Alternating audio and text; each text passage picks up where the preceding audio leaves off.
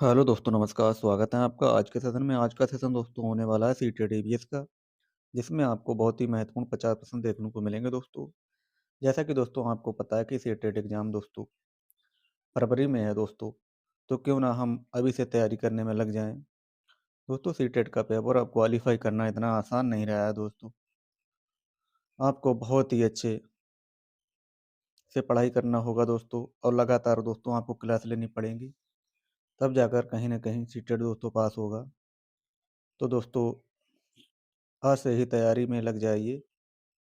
तो ये ईवीएस का सेशन होने वाला है, तो शुरू करते हैं आज के पहले प्रश्न से। आज का पहला प्रश्न है दोस्तों, और दोस्तों ये सारे प्रश्न लगातार आते रहते हैं। तो आज पहले प्रश्न का उत्तर बताइए क्या होगा। जल चक्र में निम्न में से कौन सा चरण शामिल नहीं है। जल चक्र में कौन सा चरण शामिल नहीं है। तो दोस्तों कौन सा नहीं है देखते हैं। तो बाष्पीकरण दोस्तों ये होता है, संघनन भी होता है दोस्तों, वर्षा भी होती है।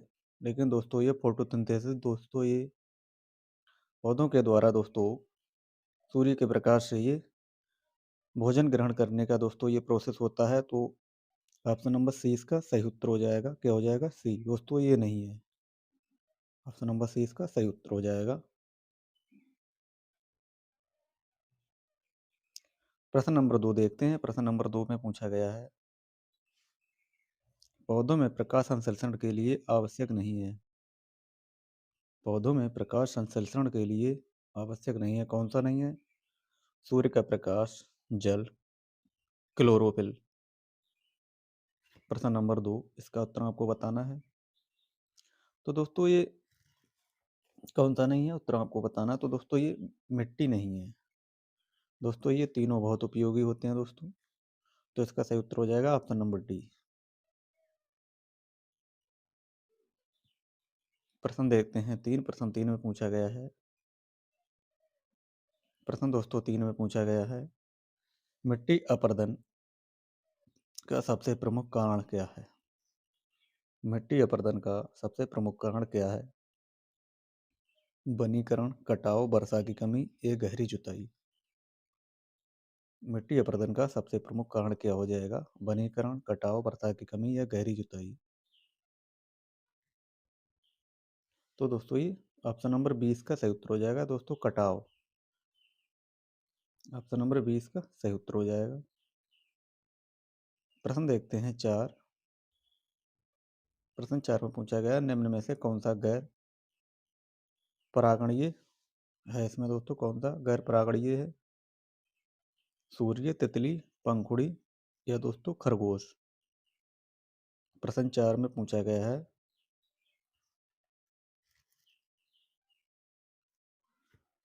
तो दोस्तों ये सूर्य हो जाएगा। ऑप्शन नंबर ए इसका सही उत्तर हो जाएगा, सूर्य दोस्तों। प्रश्न देखते हैं 5। प्रश्न 5 में पूछा गया है,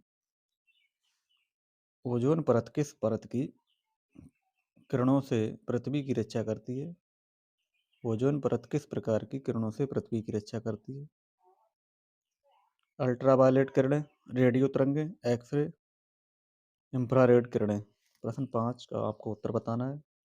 ओजोन परत किस प्रकार की किरणों से पृथ्वी की रक्षा करती है? तो दोस्तों ये कौन सी हो जाएंगी? दोस्तों ये हो जाएंगी अल्ट्रावायलेट किरणें दोस्तों, यूवी। तो ऑप्शन नंबर ए इसका सही उत्तर हो जाएगा।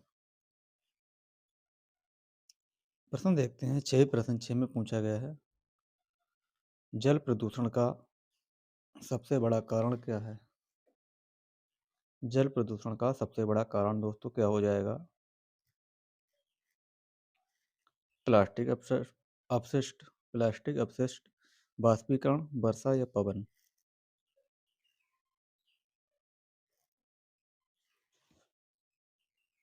तो जल प्रदूषण का सबसे बड़ा दोस्तों कारण क्या हो जाएगा?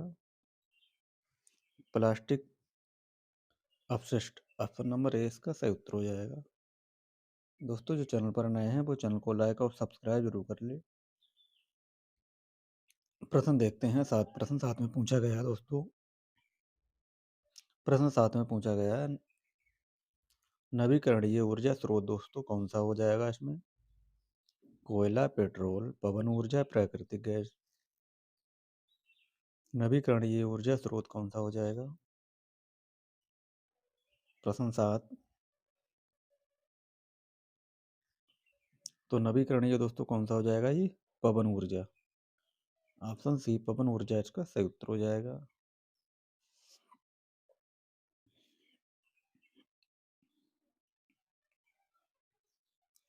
प्रश्न 8 देखते हैं। प्रश्न 8 में पूछा गया है, किस प्रकार की मिट्टी कृषि के लिए सबसे उपयुक्त मानी जाती है? बलुआ मिट्टी, काली मिट्टी, रेतीली मिट्टी, चिकनी मिट्टी। प्रश्न 8, कौन सी मिट्टी होती है दोस्तों जो कृषि के लिए सबसे उपयोगी मानी जाती है? तो दोस्तों वह कौन सी मिट्टी होती है? वह काली मिट्टी होती है दोस्तों। Option number B. Option number दोस्तों बी, काली मिट्टी बहुत ही उपयोगी होती है। प्रश्न 9 देखते हैं। प्रश्न 9 में पूछा गया है, अध्ययन के लिए फील्ड ट्रिप का सबसे बड़ा लाभ क्या है? अध्ययन के लिए फील्ड ट्रिप का सबसे बड़ा लाभ क्या है? दोस्तों जैसे कि हम फील्ड में जाकर दोस्तों जायजा लेते हैं दोस्तों, उसका क्या लाभ होता है? खाली समय बिताना होता है, या फिर वास्तविक जीवन अनुभव से सिखाना होता है दोस्तों, या फिर केवल फोटो खींचना या खेल करना। तो दोस्तों जब हम फील्ड में जाकर दोस्तों देखते हैं, चीज़ों को समझते हैं, तो क्या हो जाता है दोस्तों? वास्तविक जीवन अनुभव से सीखना होता है दोस्तों। ऑप्शन नंबर 20 का सही उत्तर हो जाएगा। टनल, अगर छात्रों की पूर्व धारणाएं हों तो एबीए शिक्षक को क्या करना चाहिए? उन्हें दंडित करना चाहिए, व्याख्यान देना चाहिए, अनुभवात्मक गतिविधियां कराना चाहिए, उन्हें छोड़ देना चाहिए। क्या करना चाहिए प्रथम 10 में?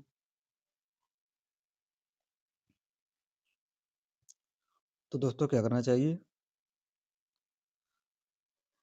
अनुभवात्मक गतिविधियां कराना चाहिए। ऑप्शन नंबर सी इसका सही उत्तर हो जाएगा। प्रश्न 11 देखते हैं। प्रश्न 11 में पूछा गया है, जल संकट के समय सबसे पहली प्राथमिकता क्या होनी चाहिए? जल संकट के समय नदी खोदना चाहिए, वर्षा जल संचयन करना चाहिए दोस्तों, या फिर जल चोरी करना चाहिए, अधिक पानी उपयोग करना चाहिए। क्या करना चाहिए जल संकट के समय? प्रश्न 11। तो दोस्तों क्या करना चाहिए? वर्षा जल का संचयन करना चाहिए। ऑप्शन नंबर 20 का सही उत्तर हो जाएगा। प्रश्न 12 देखते हैं। प्रश्न 12 में पूछा गया है, ग्रीन हाउस प्रभाव किन गैसों के कारण बढ़ता है? जो ग्रीन हाउस प्रभाव दोस्तों है, किन गैसों के कारण बढ़ता है? A B C D 4 option दिए गए हैं, आपको इसका उत्तर बताना है।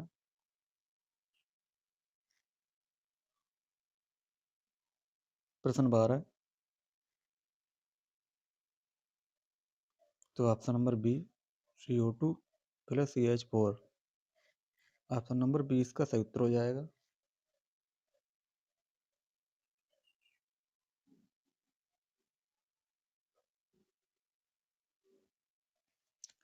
प्रश्न 13 देखते हैं। प्रश्न 13 में पूछा गया है, एबीएस में निर्बाध मूल्यांकन का उद्देश्य क्या होना चाहिए?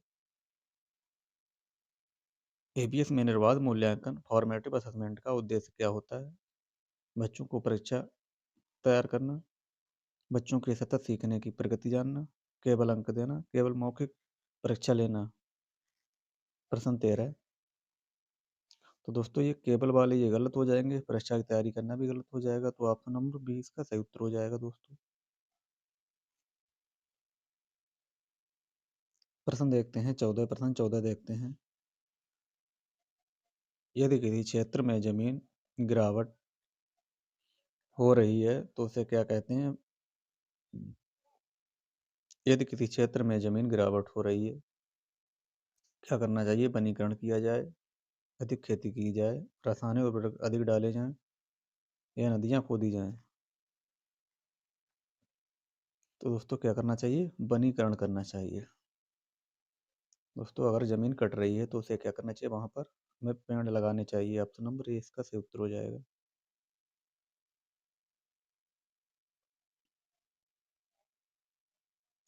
प्रश्न 15 देखते हैं।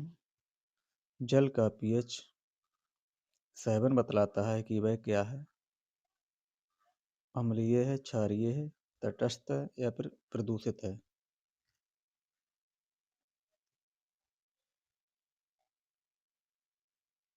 तो पीएच दोस्तों 7 क्या बतलाता है? वह तटस्थ है। ऑप्शन नंबर सी इसका सही उत्तर हो जाएगा दोस्तों।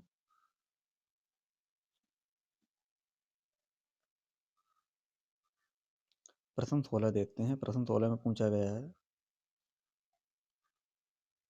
भोजन श्रृंखला फूड चेन में ऊर्जा का प्रभाव किस दिशा में होता है? बराबर, घटता हुआ, बढ़ता हुआ या दोहरा? फूड श्रृंखला में ऊर्जा का प्रभाव किस दिशा में होता है?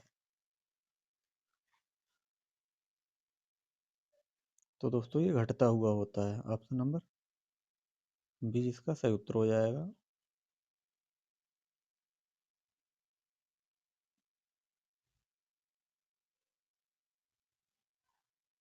ईवीएस में स्पाइरल अप्रोच का क्या मतलब होता है? एक ही विषय पे बार बार एक ही विषय पर बार बार जोर देना, धीरे धीरे अवधारणाओं को गहराई से विस्तार से सीखना, केवल रटन याद करना, केवल परीक्षा पढ़ाई करना। तो केवल वाले दोस्तों ये पहले ही गलत कर देते हैं। बार बार परीक्षा देना दोस्तों। तो ऑप्शन नंबर सी इसका ऑप्शन नंबर 20 का सही उत्तर हो जाएगा। प्रश्न नंबर 17 का ऑप्शन नंबर 20 का सही उत्तर हो जाएगा। प्रश्न देखते हैं 18। प्रश्न 18 में पूछा गया है, पृथ्वी के अक्षीय झुकाव का कोण लगभग कितना होता है? तो दोस्तों कितना होता है दोस्तों? 23.5 डिग्री। ऑप्शन नंबर 20 का सही उत्तर हो जाएगा।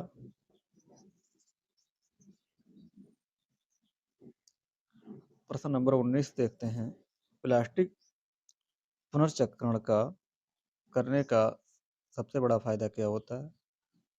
प्लास्टिक का जो रिसाइकलिंग करने का सबसे बड़ा फायदा क्या होता है? पृथ्वी गर्म होती है, प्राकृतिक संसाधन बचते हैं, जल प्रदूषण होता है, मिट्टी खराब होती है। तो दोस्तों क्या होता है? प्राकृतिक जो संसाधन है वो बचते हैं। ऑप्शन नंबर 20 का सही उत्तर हो जाएगा।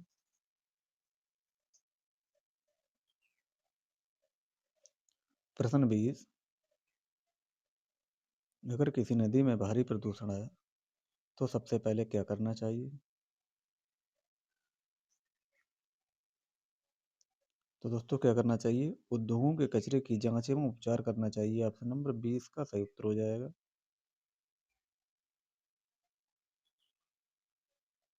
प्रश्न नंबर 21, किस प्रकार की मिट्टी जल धारण क्षमता सबसे अधिक होती है? किस प्रकार की मिट्टी की जल धारण क्षमता सबसे अधिक होती है? बलुई मिट्टी, चिकनी मिट्टी, दोमट मिट्टी, सफेद मिट्टी?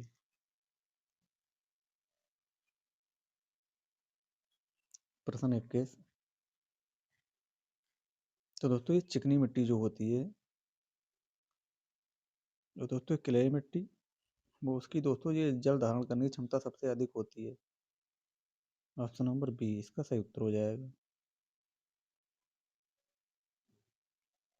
प्रश्न देखते हैं 22। प्रश्न 22 में पूछा गया है, मानव पाचन तंत्र में भोजन पचाना सबसे पहले कहाँ से शुरू होता है? पेट, मुंह, बड़ी आंत या छोटी आंत? तो दोस्तों ये मुंह के द्वारा ही शुरू हो जाता है। ऑप्शन नंबर बी मुंह इसका सही उत्तर हो जाएगा। प्रश्न नंबर 23 देखते हैं, तितली बटरफ्लाई के जीवन चक्र लाइफ साइकिल की अंतिम अवस्था क्या है? अंडा, लार्वा, प्यूपा या वयस्क? प्रश्न 23, तो दोस्तों ये वयस्क इसका सही उत्तर हो जाएगा। Option number D. प्रश्न 24, खाद्य जाल फूड वेब में उत्पादक प्रोड्यूसर होते हैं।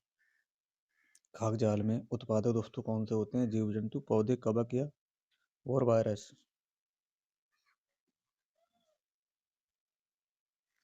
प्रश्न 24, तो दोस्तों ये पौधे होते हैं। ऑप्शन नंबर 20 का सही उत्तर हो जाएगा पौधे।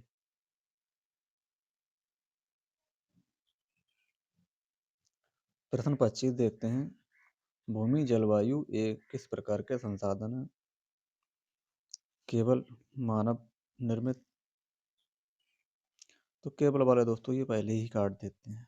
तो बचा कौन सा? ऑप्शन नंबर प्राकृतिक संसाधन है। ऑप्शन नंबर बी प्राकृतिक संसाधन इसका सही उत्तर हो जाएगा। सतत विकास का मुख्य उद्देश्य क्या हो जाएगा? अधिक उपयोग लगाना, वर्तमान व भविष्य दोनों की जरूरतें पूरा करना, केवल खेती करना, केवल पेट्रोलियम उत्पाद करना। तो दोस्तों ये केवल वाले पहले ही काट दिए। वो कौन सा जाएगा दोस्तों? वर्तमान व भविष्य दोनों की जरूरतों को पूरा करना। ऑप्शन नंबर 20 का सही उत्तर हो जाएगा।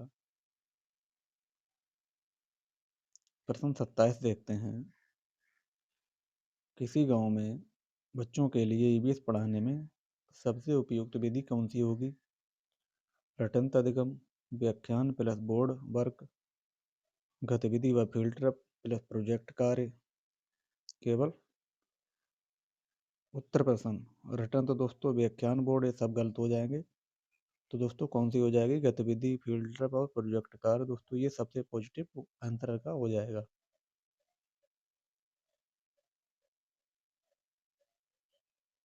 प्रश्न 28 देखते हैं, वायुमंडल में मौजूद मुख्य गैस कौन सी है?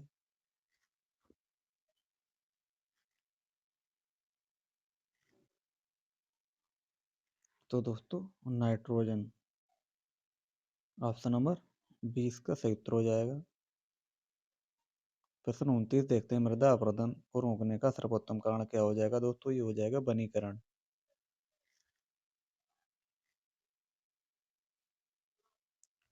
प्रश्न 30 देखते हैं, कार्बन सिंक का उदाहरण क्या हो जाएगा? रेगिस्तान, जंगल वन, शहर, औद्योगिक क्षेत्र। प्रश्न 30, तो दोस्तों ये जंगल वन इसका सही उत्तर हो जाएगा, जंगल वन।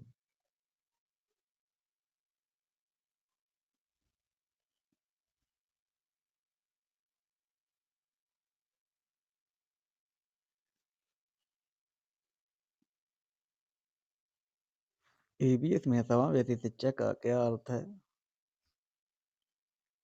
समावेशी शिक्षा का क्या अर्थ हो जाएगा? दोस्तों केवल वाले पहले ही काट देंगे हम। केवल वाले पहले ही काट देंगे। अलग अलग पढ़ाना दोस्तों ये भी गलत हो जाएगा। तो समावेशी का क्या उद्देश्य हो जाता है दोस्तों? ये सभी छात्रों को समान अवसर देना। ऑप्शन नंबर 20 का सही उत्तर हो जाएगा। प्रश्न 32 देखते हैं, जीवाश्म ईंधन बनते हैं किससे बनते हैं? लाखों वर्षों से मृत जीवों, वनस्पतियों से, चट्टानों से, समुद्र से या प्लास्टिक से। प्रश्न 32, तो जीवाश्म ईंधन किससे बनते हैं? लाखों वर्षों से मृत जीवों, वनस्पतियों से। ऑप्शन ए इसका सही उत्तर हो जाएगा।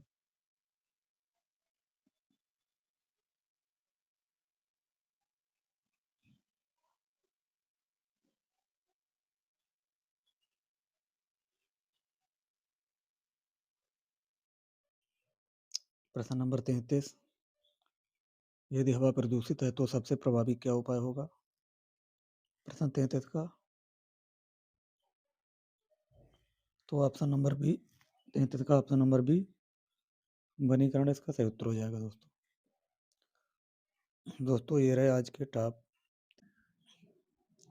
प्रश्न नंबर 33, यदि हवा प्रदूषित है तो सबसे प्रभावी उपाय क्या होगा?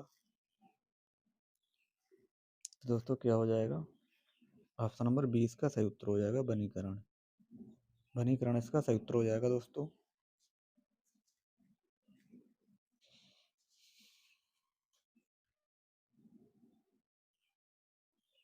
दोस्तों ये रहे आज के बहुत ही महत्वपूर्ण प्रश्न। देखते हैं दोस्तों कल, तब तक के लिए दोस्तों धन्यवाद।